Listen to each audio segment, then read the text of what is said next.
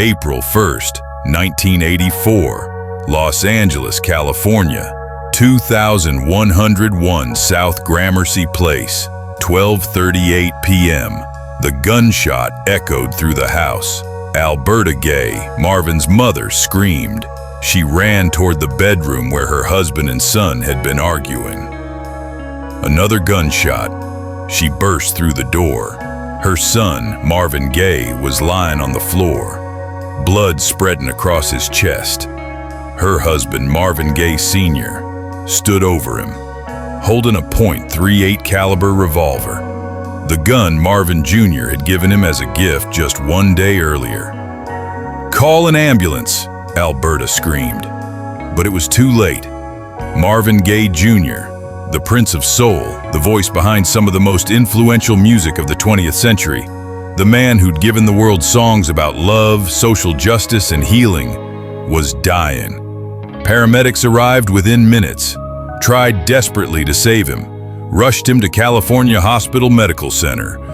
But Marvin Pence Gay Jr. was pronounced dead at 1:01 p.m. on April 1st, 1984. He was 44 years old, one day before his 45th birthday, killed by his own father in his childhood home after years of unresolved trauma and a lifetime of pain.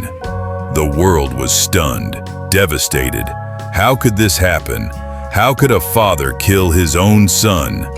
But those who knew the Gay family weren't entirely surprised, because the violence, the abuse, the dysfunction, it had been there all along.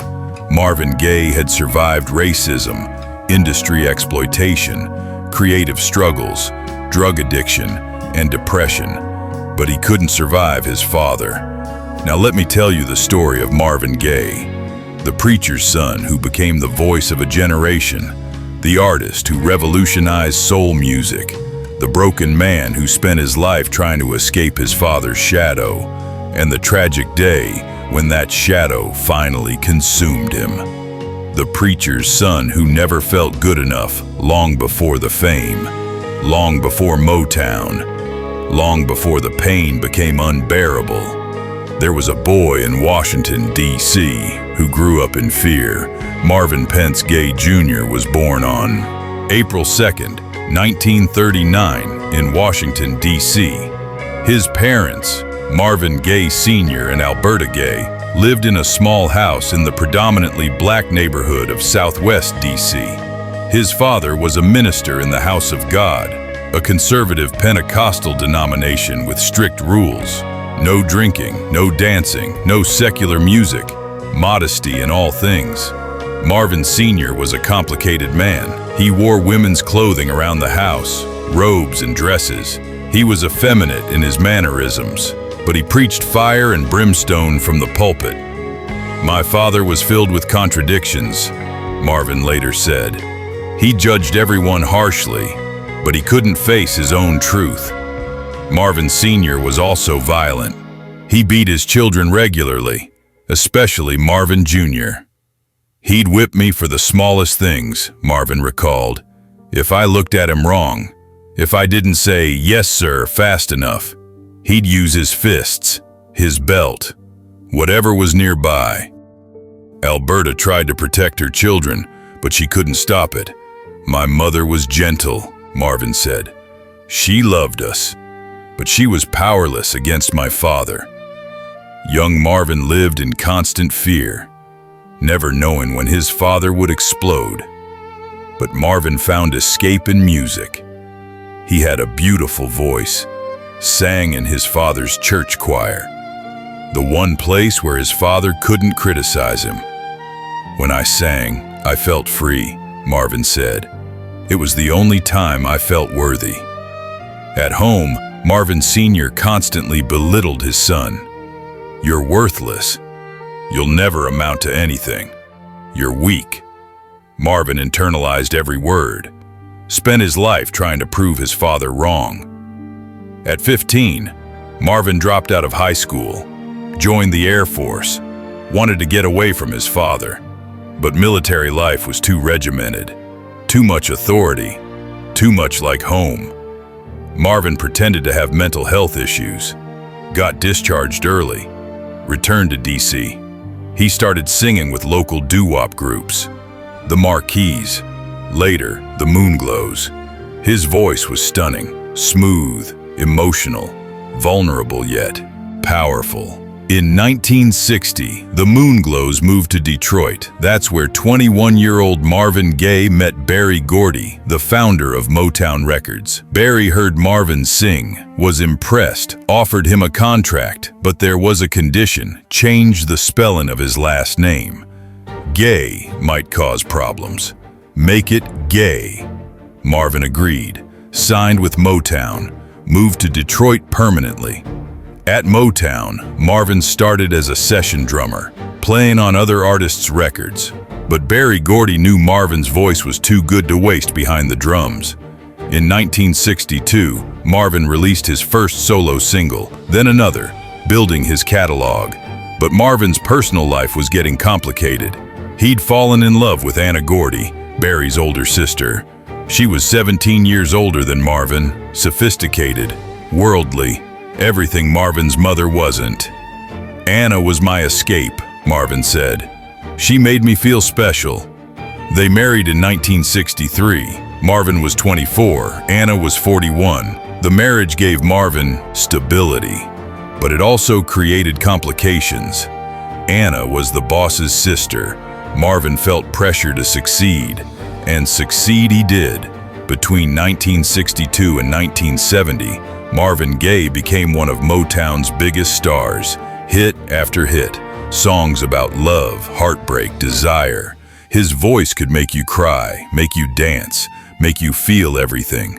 By 1970, Marvin Gaye was a superstar, rich, famous, respected, but inside, he was still the scared little boy afraid of his father, and that pain was about to pour out in the most revolutionary album of his career. An album that would change soul music forever, but couldn't save Marvin from himself. What's Going On? The album that changed everything. By 1970, Marvin Gaye was Motown's golden boy, hits, money, fame. But Marvin was miserable. The songs Motown wanted him to record felt shallow.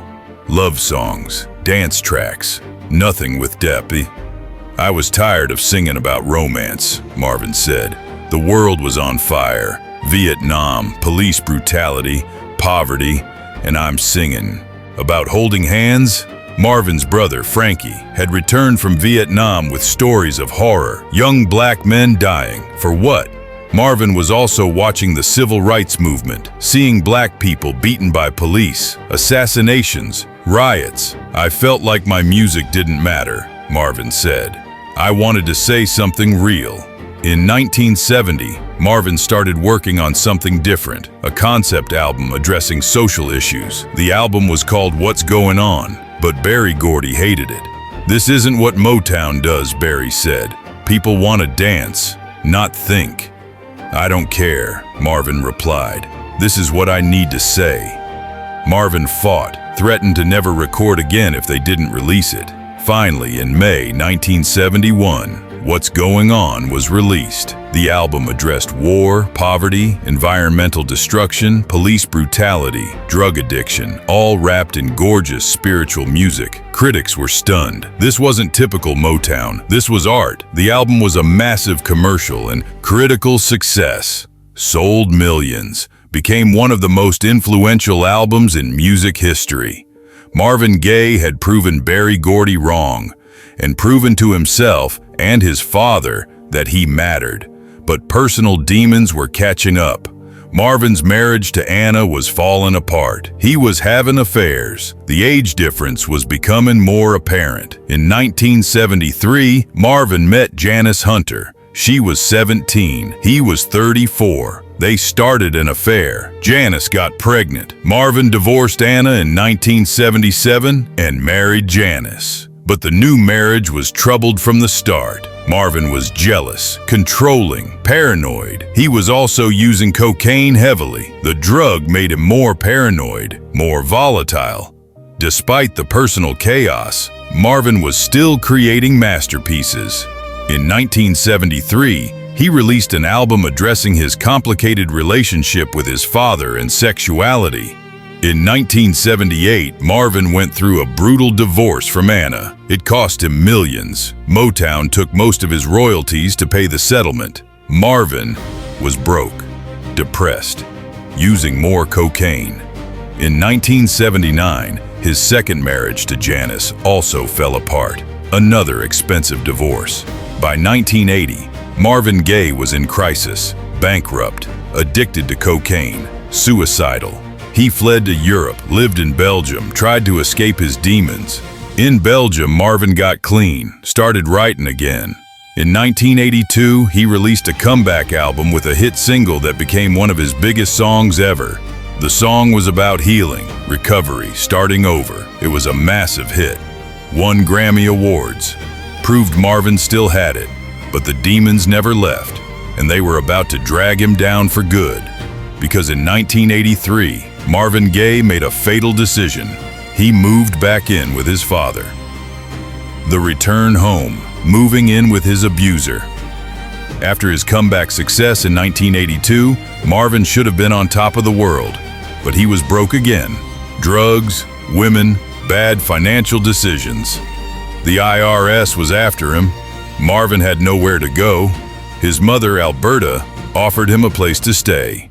She and Marvin Sr. were still living in the house Marvin had bought them years earlier in the West Adams district of Los Angeles. "Come home," Alberta said. "We'll take care of you." Marvin was reluctant, living with his father, the man who'd beaten him, who'd made him feel worthless his entire life. But Marvin had no choice. In late 1983, 44-year-old Marvin Gaye moved back into his parents' house. It was a disaster waiting to happen. Marvin Sr., now 70 years old, hadn't changed. He was still bitter, critical, controlling, and now his famous son was living under his roof. The son who'd become everything the father never was. "My father resented my success," Marvin later told friends. He always had. The tension in the house was unbearable. Marvin and his father barely spoke. When they did, it was hostile. Marvin was also back on cocaine, using heavily, becoming increasingly paranoid. He thought people were trying to kill him. He'd look out windows constantly, check locks. Obsessively. Marvin wasn't himself, said his brother Frankie. The drugs made him unstable, dangerous. Marvin Sr. complained constantly about Marvin's music being too loud, about his visitors, about everything. Alberta tried to keep the peace, but it was impossible. By early 1984, the situation was explosive. Marvin was depressed, suicidal. He'd told friends he wanted to die. "I'm tired," Marvin said. "I'm ready to go." In March 1984, Marvin gave his father a .38 caliber revolver as a gift. For protection, Marvin said. But friends later said Marvin knew what he was doing. He was setting up his own death. Marvin wanted his father to kill him, a friend later claimed. It was suicide by proxy. On the morning of April 1st, 1984, Easter Sunday, tensions in the Gaye household reached a breaking point. Marvin Sr. was in his bedroom. Marvin Jr. was in his room. Alberta was downstairs. Around 12:30 p.m., Alberta couldn't find some insurance papers. She asked Marvin Sr. about them, and argument started, then escalated. Marvin Jr. heard his parents fighting, went to his father's room. "Leave my mother alone," Marvin said. "Get out of my house," Marvin Sr. yelled. What happened next depends on who you ask. According to Marvin Sr., Marvin Jr. attacked him, pushed him, hit him. According to other accounts, they argued, but Marvin Jr. didn't strike first. What's certain, Marvin Jr. physically confronted his father, pushed him onto the bed. Then Marvin Jr. left the room, went back to his bedroom. Marvin Sr. got up, grabbed the .38 revolver Marvin had given him. He walked into Marvin Jr.'s bedroom and shot his son in the chest. Marvin fell, tried to stand. Marvin Sr. shot him again, point blank. Marvin Gay Jr. collapsed, blood pouring from his wounds. Alberta ran in. "What have you done?" she screamed. Marvin Sr. said nothing, walked downstairs, sat on the porch, waited for police. When police arrived, they found Marvin Sr. sitting calmly outside. "I shot my son," he said simply. Upstairs, paramedics were trying to save Marvin, but the bullets had pierced his heart and lungs. Marvin Gaye died at the hospital at 1:00 p.m., one day before his 45th birthday, killed by the man who gave him life and made it hell. The trial. A father who escaped justice after killing his son, Marvin Gay Sr., was arrested and charged with first-degree murder. The world was in shock, mourning, angry. How could a father kill his son? How could this happen? But as the case went to trial, things got complicated. Marvin Sr.'s lawyers argued several things. 1. Self-defense. Marvin Jr. had attacked his father. The father feared for his life. 2. Brain tumor. Medical tests revealed Marvin Sr. had a brain tumor that may have affected his judgment. 3. Diminished capacity. The father was not in his right mind. The prosecution argued this was murder, premeditated. Marvin Sr. had left the room, got the gun, came back, and shot his son twice. But there was a problem. No one wanted to testify against Marvin Sr. Alberta refused to testify against her husband. Other family members stayed quiet. "My mother loved my father despite everything," said Frankie Gay. She couldn't send him to prison. In September 1984, Marvin Gay Sr. pleaded no contest to voluntary manslaughter. The charge was reduced. The brain tumor and Marvin Jr.'s alleged attack were factors. Marvin Sr. was sentenced to 6 years in prison, but the sentence was suspended due to his age and health. He received 5 years probation. Marvin Sr. served no jail time for killing his son. The public was outraged. He murdered Marvin Gaye and walked free, but legally, the case was closed. Marvin Sr. lived quietly until his death in 1998 at age 84. He rarely spoke about killing his son. In one interview, he showed no remorse. "I didn't mean to kill him," he said flatly. That was it. No emotion, no apology. For the rest of his life, Marvin Gay Sr. remained a mystery, a man who killed his famous son and never seemed to care. But Marvin Gaye's legacy, that would live forever. The funeral. A nation mourns the Prince of Soul. Marvin Gaye's funeral was held on April 10, 1984, at Forest Lawn Memorial Park in Los Angeles. Over 10,000 mourners gathered. Fans, friends, musicians, celebrities. Stevie Wonder performed. Smokey Robinson spoke. Berry Gordy wept openly. Marvin was more than an artist, Berry said. He was a poet, a prophet, a friend. The service was streamed live. Millions watched around the world. They played Marvin's music. His voice filled the chapel. People sobbed. Marvin was cremated. His ashes were scattered in the Pacific Ocean. No grave, no marker, just the ocean, free at last. In the days and weeks after Marvin's death, tributes poured in from around the world. Artists covered his songs. Radio stations played his music non-stop. Articles analyzed his legacy. Marvin Gaye gave voice to a generation, wrote one critic.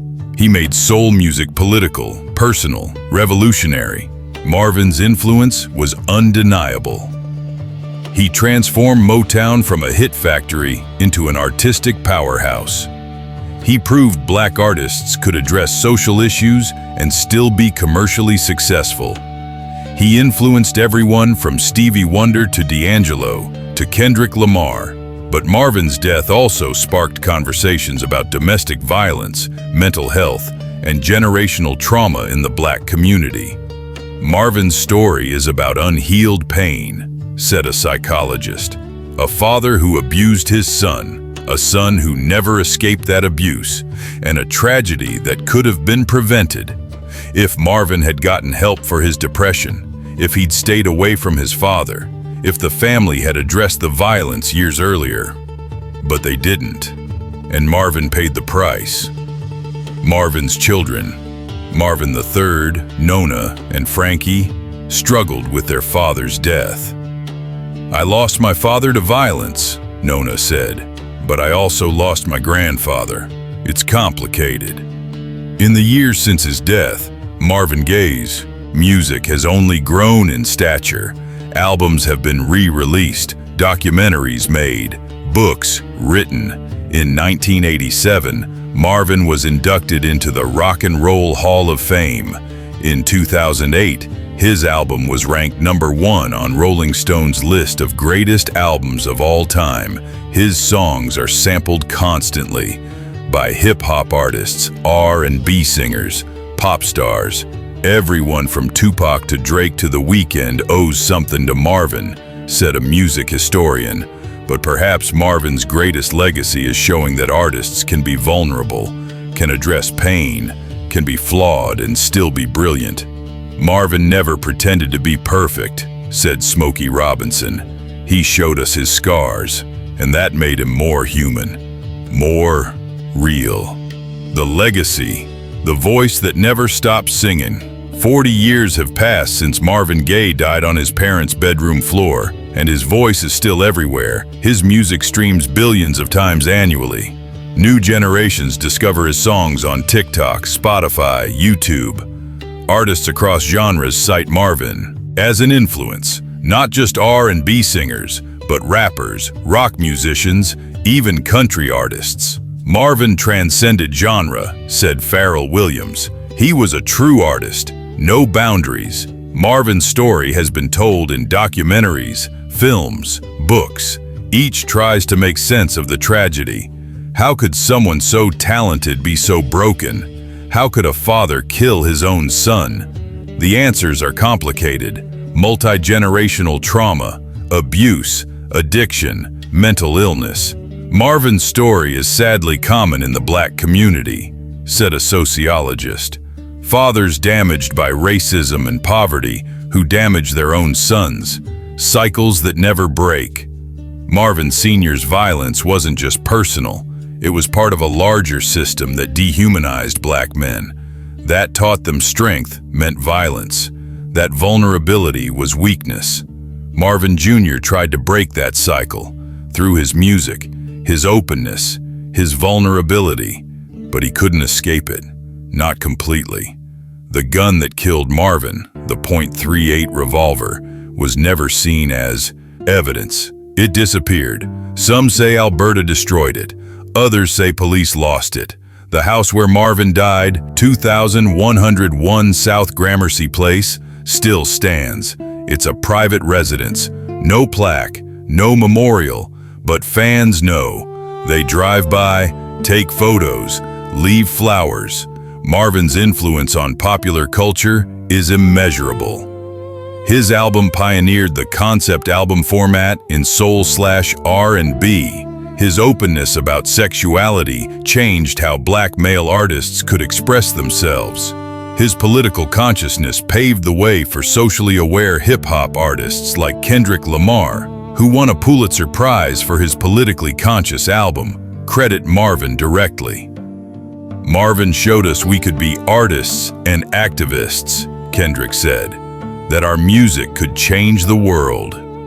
But Marvin's personal story remains a cautionary tale about untreated trauma, about toxic family dynamics, about the price of fame. "Marvin had everything," said his friend Smokey Robinson. "Talent, success, wealth. But he couldn't escape his childhood, couldn't escape his father." If Marvin had lived, what would he have done? More albums, more activism, healed relationships with his children? We'll never know. All we have are the recordings, the voice, the songs, and the memory of a brilliant artist who gave everything and lost everything.